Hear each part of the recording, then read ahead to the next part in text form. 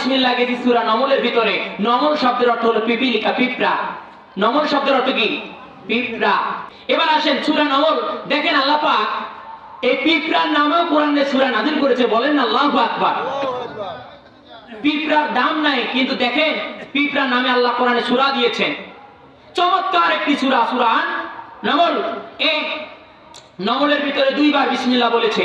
মনে করেন এক মহিলা, মনে করেন বাড়িতে বিবি মহিলা কাজ করতেছে, এমতো অবস্থায় আপনি বাড়িতে আসছেন, আসার পরে দেখতেছেন মহিলা ধাইরে কি নেবে না, মেপতেছে।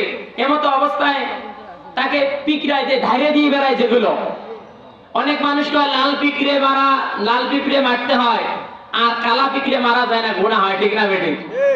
লাল পিঁপড়ে বলে হিন্দু, আর কালা পিঁপড়ে বলে মুসলমানের। কয় কি কয় না? আরে কথা বলেন না কেন ভাইরা? এখন পিঁপড়া ধরছে, এমত অবস্থায় স্বামী চলে যাচ্ছে।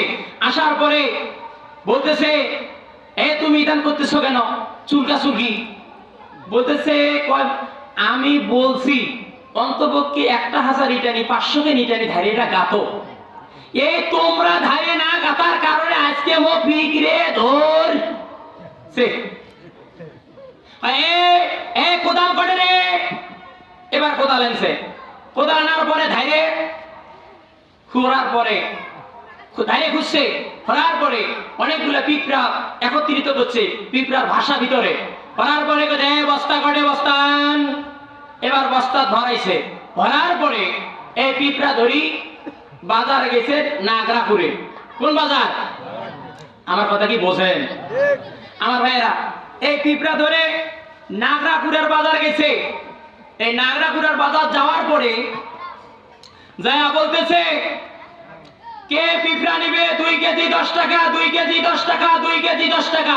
আচ্ছা বলেন, যে লোক যা বলতেছে 2 কেজি পিঁপড়া 10 টাকা, 10 টাকা, 10 টাকা, এই লোকটাকে কি বলবে? কথা কন না কেন ভাইরা?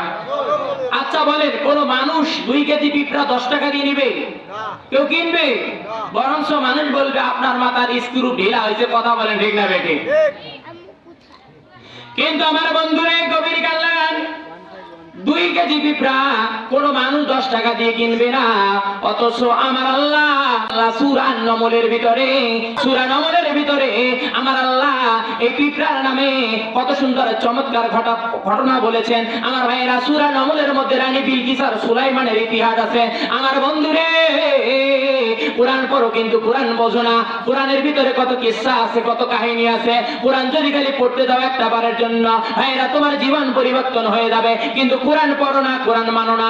অথচ কোরআন কিছু মানুষ আছে পড়ে, কিন্তু কোরআন বোঝে না।